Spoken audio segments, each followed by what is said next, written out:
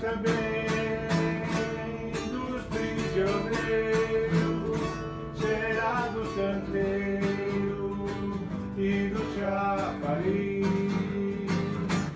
Ó lua, lua é da cidade, da humanidade e de quem quiser. Ó lua, lua é da cidade, da humanidade e de quem quiser. Minha lua navega serena, vai de Ipanema ao céu do Irã. Para ela, orar não é duro, a guerra não duvida, dia de amanhã. Minha lua corre apaixonada e amassarada segue o seu corcel. Ó lua, rainha, qual a lua é minha e de quem quiser. Ó lua, rainha, qual a lua é minha e de quem quiser. La la la la la la la la la la la la. La la la la la la la la la la. Eh, la la la la la la la la la la la la. La la la la la la la la la la.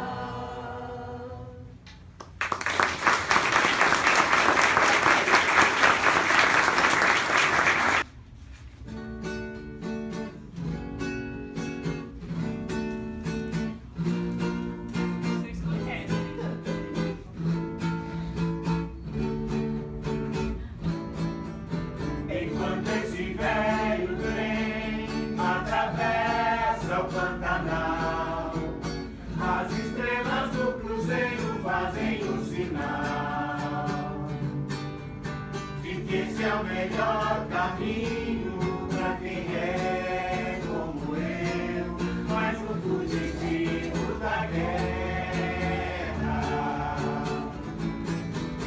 Enquanto esse velho trem atravessa o Pantanal, o povo lá em casa espera que eu mande um postal, dizendo que eu estou muito bem vivo, como na Santa Cruz de la Serra.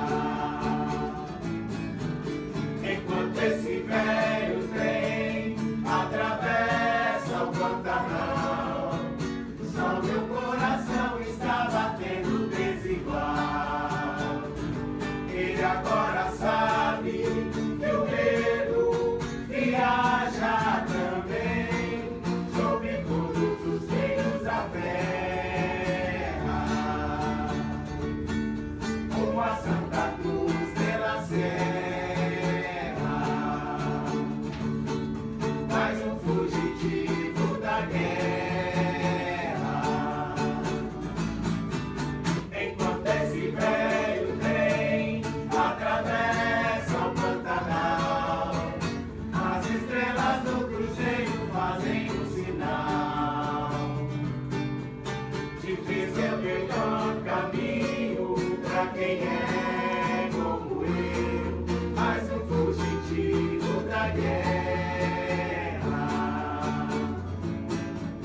Enquanto esse velho trem atravessa o Pantanal, o povo lá em casa espera que eu mande um postal, dizendo que eu estou muito bem vivo, como a Santa Cruz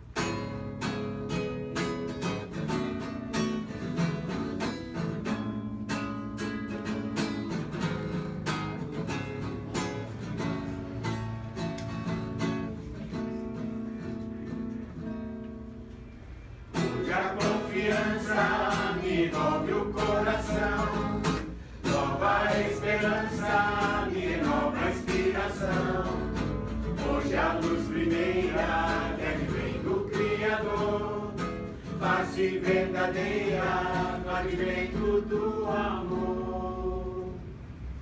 Hoje o Cristo vive, entre nós a luz se faz, fala de equilíbrio, caridade, fé e paz, fala de outras vidas, outros mundos pra viver, da felicidade que ele tem pra oferecer.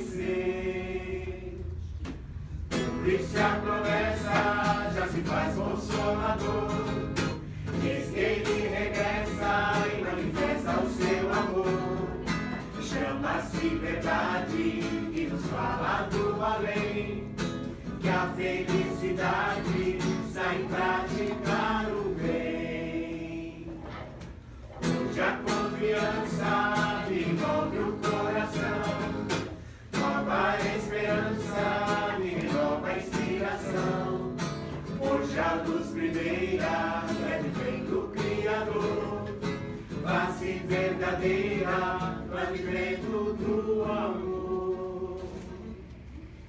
Hoje o Cristo vive, entre nós a luz se faz, fala de equilíbrio, caridade, fé e paz, fala de outras vidas, outros mundos pra viver, da felicidade que ele tem pra oferecer. Por isso a promessa já se faz consolador, eis que ele regressa e manifesta o seu amor. Chama-se verdade e nos fala do além, que a felicidade está em praticar o bem.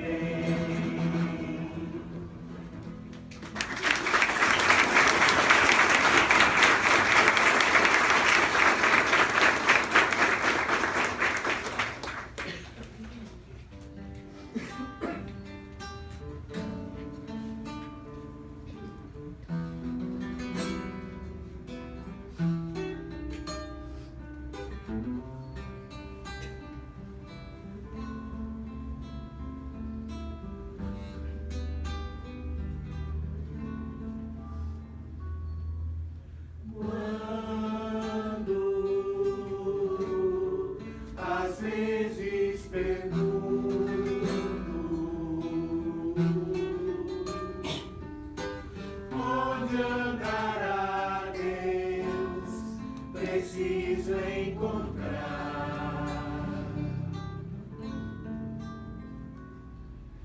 Peço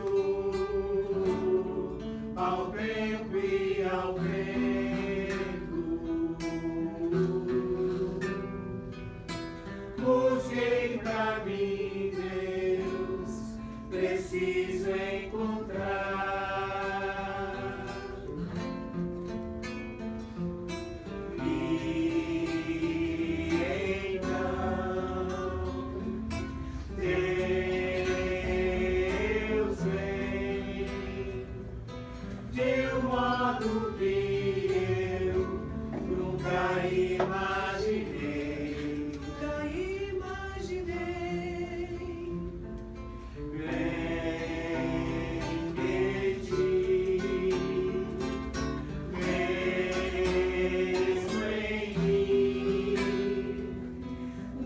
Sempre esteve bem perto de mim.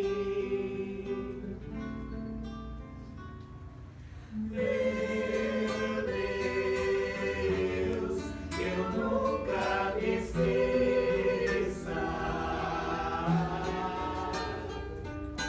que a tua presença é sempre real.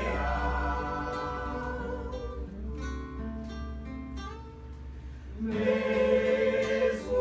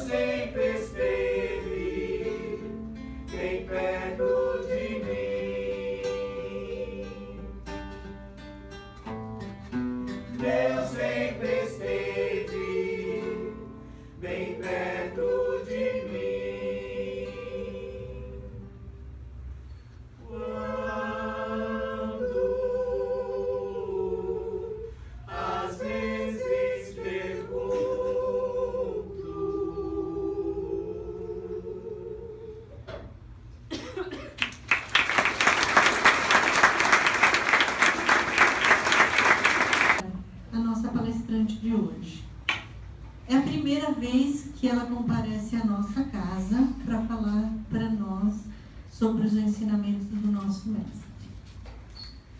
Ela é tarefeira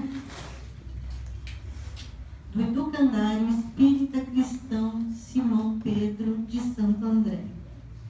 Vamos envolvê-la com muito carinho, com muito amor.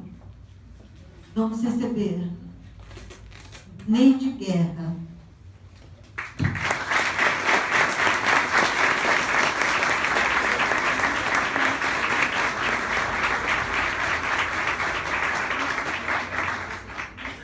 Boa tarde a todos. É uma alegria imensa estar aqui com vocês pela primeira vez. Eu estava falando com a Claudete, eu sou de Santo André, e eu, juntamente com meu marido, que está sempre junto comigo, eu peguei medo de dirigir. Se ele não me levar, me tirar de casa, eu não saio, porque eu tenho medo. E então a gente vai muito para a Zona Leste, a gente vai muito para Guarulhos, e assim meu coração bate diferente quando a gente consegue falar no ABC. E eu estou muito contente de estar aqui com vocês hoje, em Diadema. E antes de iniciar propriamente a palestra, eu só gostaria de comentar que muitas vezes a gente vem até a casa espírita, nós comparecemos aqui, mas tão envolvidos pelos nossos problemas, que nós ficamos como que encouraçados e não permitimos que a espiritualidade maior nos beneficie, derrame sobre nós as bênçãos, os bálsamos do alto que estão preparados para nós numa casa como essa. E muitas vezes então o expositor começa a falar e nós não conseguimos nos envolver naquela mensagem ou temos uma grande dificuldade para isso. Mas eu sempre digo que a música chega aonde a oratória não consegue chegar. E ela tem essa capacidade de romper essa couraça. Nós nos envolvemos na música, nos deixamos levar por aqueles acordes, por aquela mensagem que nos traz sempre a letra escolhida tão cuidadosamente pelos responsáveis, por um grupo vocal como esse, que acabou de nos brindar agora. E aí sim, enquanto nós nos desarmamos, nós abrimos espaço para que a espiritualidade haja. E cada um desses componentes que cantaram aqui para nós, o rapaz que tocou, todos eles, da mesma forma que lá na Câmara de Passe, os médiuns doam de si também, em nosso favor, cada um deles, executando aqui o seu trabalho, doaram para todos nós. Muito obrigada, pessoal, por orar. E hoje o tema da palestra é o perdão. E no capítulo 10 do Evangelho segundo o Espiritismo, bem-aventurados os misericordiosos, mas especialmente nos itens 7 e 8, Jesus, se referindo ao ritual das oferendas no altar, que era uma prática comum entre os judeus naquele tempo, inclusive com o sacrifício de animais, ali ele propõe o sacrifício do nosso próprio ressentimento como sendo o mais agradável a Deus. E nessa passagem evangélica fica bem claro que Jesus não se mostrava nem um pouco preocupado com o culto externo. Ele mesmo afirmou que não veio destruir a lei. Conhecedor profundo da natureza humana, o Mestre sabia que tudo seria diferente à medida em que nós entendêssemos que a nossa relação com Deus sempre esteve muito acima de qualquer ritual. Que o altar verdadeiro é o da nossa consciência e que é nele que nós precisamos oferecer diariamente a luta contra os nossos instintos inferiores e muito particularmente o esforço do perdão. Esse sim, um sacrifício real e que traz resultados efetivos porque nos obriga a nos voltarmos para dentro de nós mesmos. Mas é lógico nós imaginarmos que Jesus sabia das dificuldades que nós teríamos para entender e principalmente para vivenciar as suas palavras. E embora todos nós aqui possamos relatar uma ou outra situação, ou várias, em que até conseguimos perdoar quem nos magoou, superar uma ofensa, a proposta de Jesus ela vai muito além de um comportamento intermitente. Às vezes eu consigo, às vezes eu não consigo. Ela é muito mais profunda do que simplesmente a relação entre o número de vezes em que fomos ou nos sentimos ofendidos, agredidos, injustiçados, e o número de vezes que perdoamos e conseguimos superar. Porque das mais diversas formas, o Mestre procurou nos mostrar que não faz muito sentido nós nos ofendermos com as atitudes do outro. Até porque o outro só vai conseguir desorganizar a nossa estrutura emocional se nós permitirmos. Então, quando isso acontece, o desequilíbrio é nosso. As palavras ou as atitudes menos felizes da parte de quem quer que seja só nos afetam negativamente quando nós acolhemos. Quando nós damos a tudo isso uma atenção que vai além da necessária.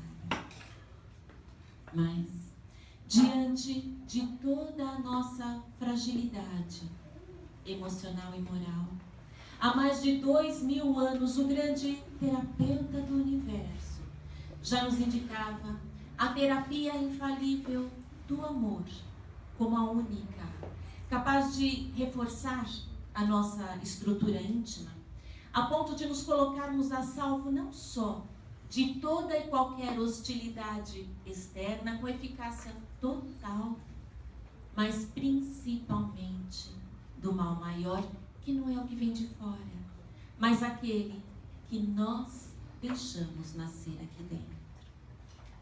Daí a necessidade de nos conhecermos, de conhecermos o nosso papel no núcleo familiar no qual nós estamos inseridos, na sociedade, e de termos consciência de que o caminho que nós estamos trilhando é realmente aquele que conduz até o ponto onde nós pretendemos chegar. Mas o tempo passou, os costumes se transformaram e os ensinamentos de Jesus continuam sempre atuais. Mas esse sacrifício do perdão, para muitos de nós, continua sendo um assunto bem delicado. Porque como é que nós podemos conceber perdoar certas coisas que nós não conseguimos esquecer e que cada vez que nós lembramos, nos maltratam, nos machucam? Mas é que nós muitas vezes insistimos em querer relacionar coisas que são completamente distintas, e é o caso. Porque perdoar não requer que nós esqueçamos aquelas experiências intensas, que embora não tenham sido experiências felizes, fizeram parte da nossa vida, nos marcaram, e hoje, de alguma forma, compõem o nosso acervo de aprendizados. Porque essa é, na verdade, a grande finalidade da dor. Nós não sofremos porque fizemos algo errado, porque fizemos alguém sofrer e agora o Pai quer nos castigar. Não, nada disso. A dor é terapêutica e ela é grande educadora. Ela chega sempre para nos alertar para a necessidade de mudança e para nos trazer sempre uma grande lição. E perdoar, então, significa nós darmos a todos esses fatos, a todos esses acontecimentos, uma outra conotação. Darmos a tudo isso uma outra dimensão, a ponto de nos livrarmos justamente da dor que a lembrança causa. A ponto de lembrar sem nos ferirmos. Porque as mágoas, as ofensas, elas têm o tamanho exato. Elas têm a exata proporção que nós dermos a elas. E o não perdão é sempre uma tentativa equivocada de atingirmos a outra pessoa. É como se perdoando, nós estivéssemos deixando a outra pessoa sair impune, apesar da dor que ela nos causou. E aí, para punir o outro, nós nos aprisionamos.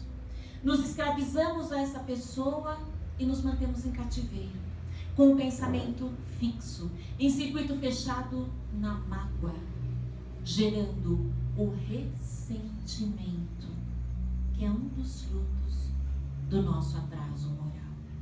Porque ressentir quer dizer sentir novamente e voltar a sentir muitas e muitas vezes.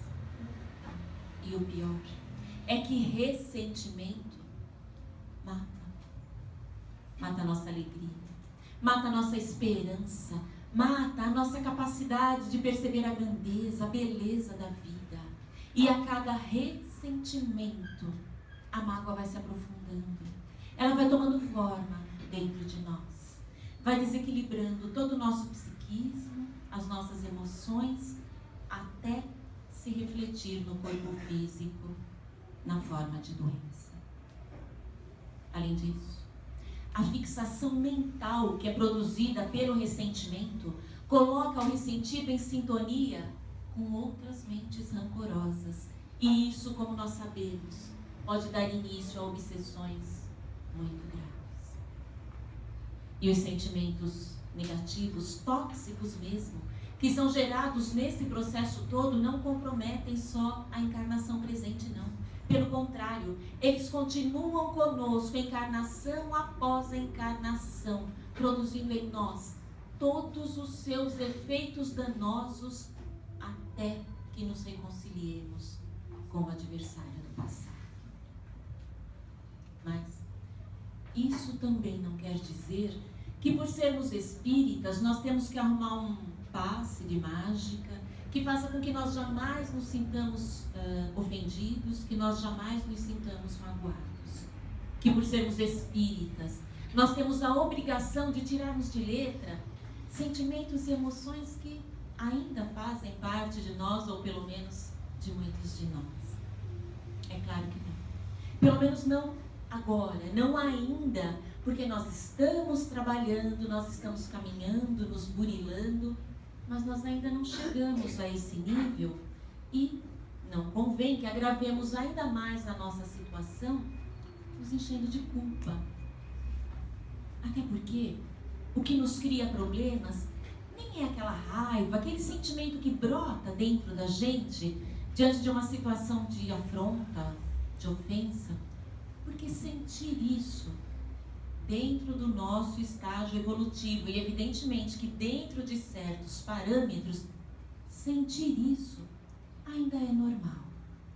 Mas o que realmente nos faz mal é nós permitirmos que esse sentimento, que poderia ser momentâneo, que poderia se diluir rapidamente, permitir que ele se instale dentro de nós, crie raízes e se transforme em outro ou em outros altamente corrosivos. Mas aí nós nos perguntamos, e como é que nós podemos fazer? De que forma nós podemos agir para evitar então que isso tudo aconteça em prejuízo de nós mesmos? E quem vem em nosso socorro é a grande benfeitora Joana de Ângeles, que na obra O Autodescobrimento nos diz que como nós ainda não conseguimos superar sentimentos e emoções que nos fazem tanto mal, o melhor que nós podemos fazer, e devemos sim nos esforçar por isso, é convivermos com eles da melhor forma, da forma mais saudável possível. E para isso então, Joana nos orienta como primeiro passo admitirmos, reconhecermos sempre o que nós estamos sentindo. Porque negar os nossos sentimentos nunca é uma decisão saudável. O primeiro passo para que nós possamos vencer um vício, uma imperfeição, é realmente admitirmos que naquele momento aquilo está fazendo parte de nós. É só a partir daí que o trabalho se inicia. E quando Joana diz reconhecermos, não é reconhecermos publicamente, anunciarmos para o mundo, não. É de nós, para nós mesmos. Então, primeiro passo, admitirmos que naquele momento, diante daquela situação, nós nos desequilibramos e sentimos raiva. E esse primeiro passo é importantíssimo porque dele decorre o segundo, que é justamente nos analisarmos, procurando entender por que é que a atitude do outro nos atingiu daquela forma. E através desse processo, que Joana chama de racionalização da raiva, nós vamos acabar entendendo e percebendo que nós tivemos participação ativa para que ela se instalasse aqui dentro. Não foi o outro que produziu a raiva em nós, ele não tem esse poder. O sentimento, a sensação de inferioridade já existiam aqui dentro, senão aquilo não nos teria atingido a tal ponto. É como se o ato praticado ou a palavra proferida fosse a chave certinha, que de repente abriu uma porta que nós havíamos trancado cuidadosamente. E a partir desse entendimento, naturalmente, nós começamos a refletir sobre o desequilíbrio da outra pessoa, naquele momento, quando tudo aconteceu.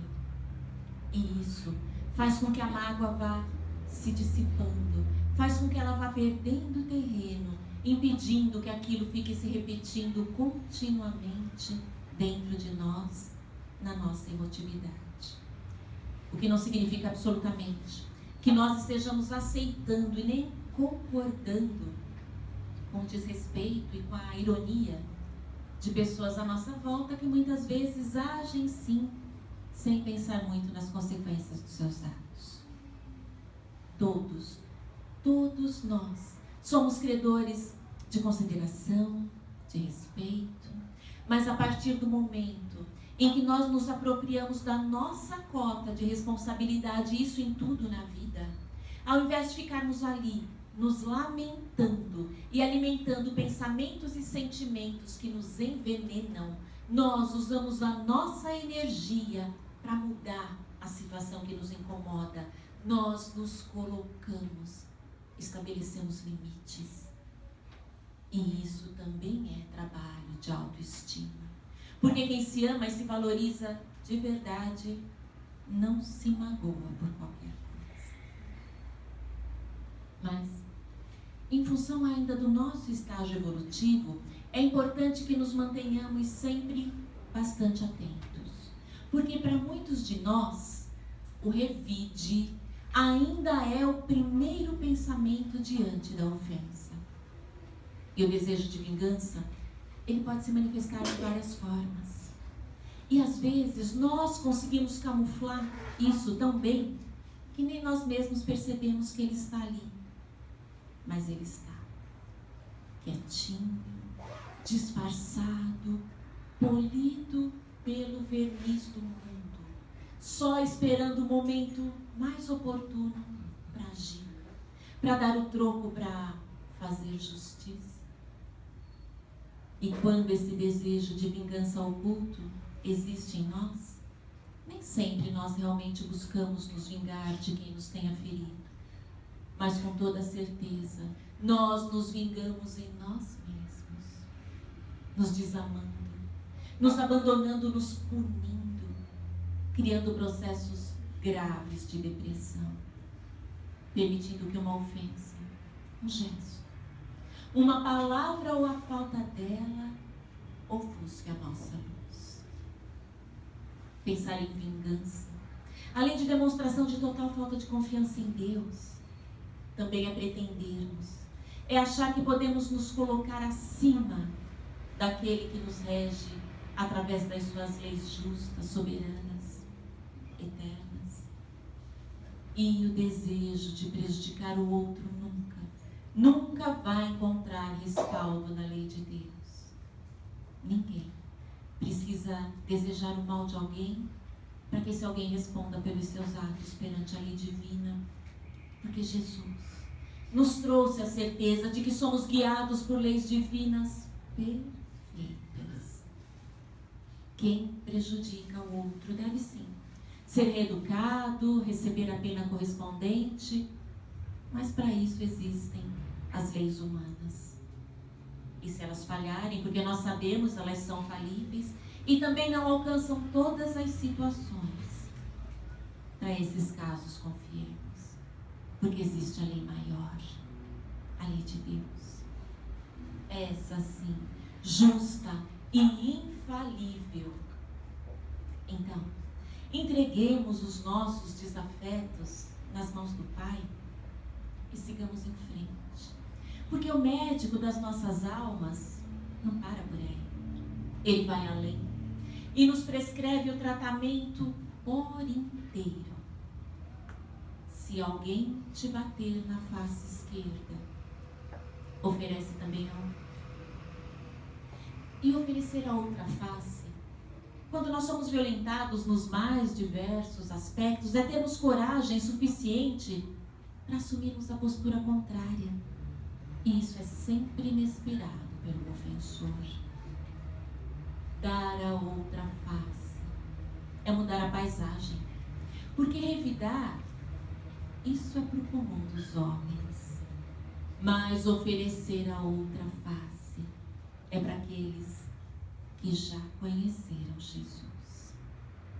E como diz Joana de Ângeles, aquele que conhece Jesus nunca mais é o mesmo.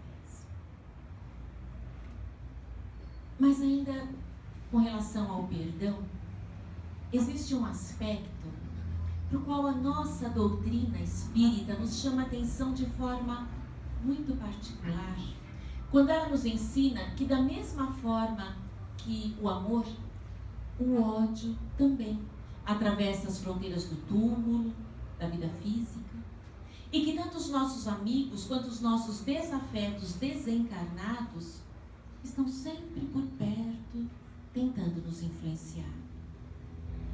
Aos amigos nós chamamos mentores, anjos da guarda, protetores, mas aqueles que foram incapazes de nos perdoar e que passaram para outra dimensão da vida, carregando consigo toda a mágoa, todo o rancor que nutriram e nutrem ainda por nós, a esses nós chamamos obsessores, e deles nós queremos nos livrar a qualquer preço. Inclusive muitos de nós chegamos à casa espírita justamente na busca de uma solução, na busca de um passe forte, mas forte o suficiente para nos livrar de vez desses inimigos incansáveis. Mas é sempre muito bem-vinda cada oportunidade que surge de esclarecermos aqueles que eventualmente ainda não saibam que os ditos obsessores não são criaturas estranhas a nós. Pelo contrário, eles estiveram conosco em outras existências. Nós estivemos juntos. A maior parte deles privou da nossa amizade, da nossa casa, da nossa mesa e nos admirou. E se eles estão, às vezes, por séculos, estacionados, presos ao ódio, perdendo um tempo importante, importantíssimo, esquecidos de si mesmos e dedicando toda a sua energia em nos perseguir. E quem participa das sessões mediúnicas de desobsessão conhece bem essa realidade. Se eles estão nessa situação, é porque nós fomos e ainda somos importantes nas suas vidas. De alguma forma, nós marcamos a sua história. Daí a dor, daí a inconformação, daí a convicção que eles alimentam de que se eles não conseguem, se eles não podem ser felizes, nós também não podemos. E se não nos cabe o julgamento pela situação em que eles se encontram, a consciência nos cobra o ajuste com a lei divina. E é só por isso que ela, a lei divina, permite que eles nos tenham acesso. Diante dela, nesse momento, eles são os credores e nós, os devedores. Devedores de compreensão, devedores de oração, de compaixão, por esses filhos de Deus que sofrem e sofrem profundamente, porque não foram capazes de perdoar. Mas Jesus nos convida a vermos no obsessor um irmão. E um irmão que traz consigo necessidades que, pelos vínculos que nos unem, nós podemos ajudar a suprir ou acolhendo nas nossas orações, é uma forma de fazermos isso. Mas principalmente nós fazemos isso vivendo, de modo que Ele que nos acompanha sinta e se beneficie das vibrações de alguém que, embora longe, muito longe ainda da perfeição, trabalha dia a dia para encher a própria vida de amor, de esperança, de alegria. Se eles estão sempre conosco, e eles estão, que nos encontrem lutando por nos tornarmos pessoas melhores na busca da paz verdadeira. Façamos isso por eles. Façamos isso por nós. E nesse processo do perdão, que vai exigir de nós trabalho, persistência, paciência, inclusive conosco mesmos, nesse trabalho e em todas as situações da nossa vida, nós podemos e devemos contar sempre com o recurso poderoso da oração, que nos equilibra, que nos permite captarmos de forma mais direta os conselhos dos benfeitores espirituais e que nos fortalece para que aos poucos consigamos vencer as muitas imperfeições que ainda trazemos conosco. Mas é claro que orar só não basta. Além de captarmos a energia divina, nós precisamos mantê-la conosco. Isso nós só vamos conseguir através de pensamentos, sentimentos e atitudes no bem. É o orar e arar. Porque o que conta sempre é a sinceridade com a qual nos dirigimos ao Pai. E é por isso que de pouco vai adiantar nós nos prolongarmos e com belas palavras rogarmos a Deus que perdoe os nossos deslizes, que nos dê paciência, que nos conceda sempre novas oportunidades, se nós agimos de forma totalmente diversa nos nossos relacionamentos. Nós precisamos fazer da nossa vida uma prece.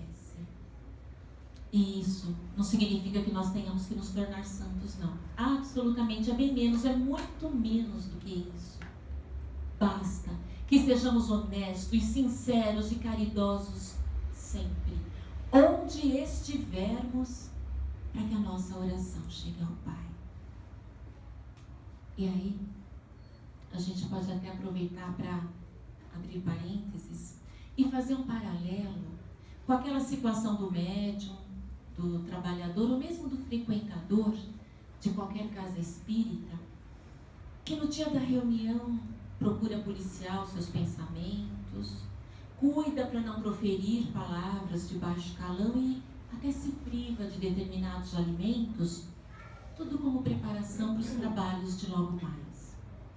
Mas nos outros dias da semana, essa mesma pessoa age como se absolutamente não estivesse comprometida com a casa, com a doutrina, e nem consigo mesma, nem com o seu próprio aperfeiçoamento. Porque será que nos preservando de tudo aquilo que pode nos desequilibrar um único dia na semana, será que isso é suficiente para nos colocarmos em sintonia com os espíritos do bem? E ainda que fosse assim, isso seria o suficiente para nós sintonizarmos os benfeitores espirituais uma vez por semana e dentro do centro? Porque hoje, sobre todos nós que nos beneficiamos com as luzes dessa doutrina bendita, paira a responsabilidade. O que é que nós estamos fazendo além do que faziam os publicanos e os fariseus? Nós, que frequentamos uma casa espírita, que estudamos a doutrina e que somos, sim, os seus representantes, onde quer que estejamos. A mensagem que nós temos transmitido, através das nossas atitudes, nas situações do dia a dia, ela é condizente com o evangelho que nós dizemos seguir? Porque pelo conhecimento que todos nós já temos, e eu tomo a liberdade de incluir aí também aqueles que estão vindo pela primeira vez, Porque eu tenho um amigo que diz, e eu concordo muito com ele. Ele diz que 5 minutos de doutrina já nos faz responsáveis por muita coisa. Então, pelo conhecimento que todos nós já temos, e por tudo, portanto, que todos nós já recebemos essa noite mesmo aqui, a partir do momento em que transpusemos os umbrais dessa casa, e que ali já fomos acolhidos, beneficiados, tratados pelos benfeitores que aqui estão. Por tudo isso, nós temos a necessidade e a responsabilidade de aplicarmos os ensinamentos espíritas, que acima de tudo são éticos e são morais, não só aqui dentro, mas principalmente na nossa convivência com o mundo lá fora, na nossa vida de relação, sempre, todos os dias, porque o nosso milagre, quem realiza somos nós. E enquanto nós não nos convencermos da necessidade premente de distribuirmos gratuitamente lá fora tudo o que nós recebemos de graça aqui dentro, enquanto nós não nos convencermos disso, nós não devemos nos iludir, porque nós vamos continuar tomando passe, água fluidificada, remédios e doentes, porque as mágoas, os rancores, o não perdão nos tornam pessoas amargas, infelizes, tristes. E a tristeza faz com que a glândula hipófise, que é uma glândula que nós temos aqui no cérebro, diz o Dr. Sérgio Felipe que quando a gente encosta a ponta da língua no céu da boca, a gente está na direção da hipófise. A tristeza faz com que a glândula hipófise aumente a produção do ACTH, que é um hormônio que estimula as suprarrenais a secretarem o cortisol. E cortisol em quantidade elevada por tempo prolongado inibe o sistema imunitário. E o que é que isso quer dizer? Isso quer dizer que a tristeza nos torna vulneráveis a doenças graves, porque interfere no funcionamento das nossas glândulas, de diversos órgãos e até na reprodução das nossas células, podendo, evidentemente que em casos bem mais extremos, dar origem aos tumores cancerosos. Em compensação, o amor e o perdão também têm ressonância na intimidade das nossas células. Eles têm o poder de mudar, de modificar toda a química do nosso organismo, influenciando, é claro, positivamente a nossa saúde. Quando agimos com serenidade, com amorosidade, as nossas glândulas secretam os hormônios da paz, da felicidade, da alegria, que funcionam como verdadeiras vacinas naturais que reforçam o nosso sistema imunológico. Outro dia eu ouvi uma frase que eu achei perfeita para esse tema, para esse momento. Guardar ressentimento é como pegar uma brasa e tentar atingir o outro, aquele que supostamente nos feriu, nos ofendeu. Se nós vamos conseguir acertar a pessoa ou não, nós não sabemos. Mas o certo é que a nossa mão vai ficar queimada. Ela vai arder. O ressentimento é essa queimadura na nossa saúde física, psíquica e espiritual. Quando nos ensinava a perdoar, Jesus queria dizer para não ficarmos com a brasa, porque ela vai nos ferir profundamente. Na verdade, quando nos exortava a amarmos o inimigo, a oferecermos a outra face, a perdoarmos 70 vezes, 7 vezes cada ofensa, o Mestre nos indicava um caminho de equilíbrio e de serenidade, porque pelo perdão nós nos desligamos do ofensor. E quando nos desligamos do ofensor, nos livramos de perturbação, de doença. Produzimos energias que nos equilibram e nos aproximamos dos benfeitores espirituais. E é por tudo isso que perdoar Não é coisa de quem não tem amor próprio, não, como de vez em quando a gente até ouve por aí. Pelo contrário, o perdão é para pessoas com maturidade, pessoas que amam a si mesmas e que sabem que está nas suas mãos o poder de decisão por uma vida melhor, mais feliz e mais saudável em todos os aspectos. Nós precisamos mudar urgentemente a nossa forma de encarar a vida. E Joana de Ângeles também diz que quando nós aspiramos por mudanças para melhor, todo o nosso campo mental irradia energias que contribuem para a realização da nossa meta. E o que acontece a partir daí não é nenhum milagre, não. É só o resultado do nosso empenho pessoal. Já passou da hora de nós deixarmos esses sentimentos menores para trás, certos, convictos, confiantes de que o tempo, essa dádiva divina, vai sim realizar todas as mudanças que forem necessárias naqueles que porventura tenham mesmo errado conosco. Até porque nós sabemos, o nosso planeta está evoluindo e a Terra já está em vias de ser promovida a mundo de regeneração. Isso vai acontecer conosco, por nós ou apesar de nós. E recalcitrar pode significar não seguir com ela. Então, se nós passamos por aquela situação, e quem de nós não passou, em que nos sentimos traídos, humilhados, injustiçados, é porque era realmente necessário. Às vezes até como oportunidade de provarmos para nós mesmos se já vencemos determinado ponto, determinada dificuldade e se estamos prontos para a próxima etapa. Mas para que fosse assim, alguém precisaria fazer o papel do opositor.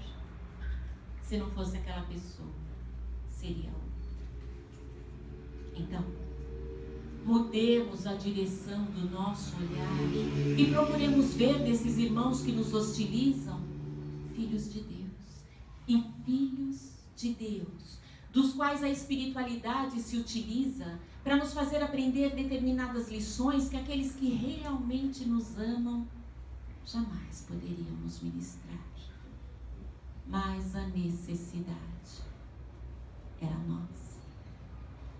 Quem sabe assim já não seja possível pensarmos naquela pessoa de forma diferente, de forma mais saudável, mais cristã.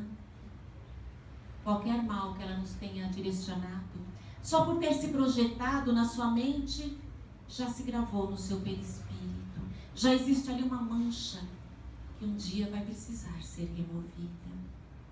Da mesma forma que todo mal que nós praticamos ou no qual pensamos mais insistentemente, também se registra no nosso perispírito como uma mácula que turva a veste nupcial, como diz a parábola. Para ficarmos magoados, ressentidos e doentes, basta permanecermos inertes. Para perdoar é preciso agir. E Jesus sempre nos convidou à ação. O perdão é uma atitude individual, unilateral, ela independe do outro. Da mesma forma que eu me aprisionei, eu me liberto. E livre, o espírito cresce, progride e aprende que perdoar é só o começo. É só o início de uma jornada que vai nos conduzir a um nível tal de compreensão que nós não vamos perdoar mais ninguém. Mas isso, porque nós sequer chegaremos a nos ofender. Que possamos encontrar em Jesus, nosso Mestre, nosso modelo e guia, e no seu Evangelho, a força para iniciarmos esse trabalho em nós, começando por perdoarmos a nós mesmos. Muito obrigada a todos vocês pela atenção. Que Jesus nos abençoe.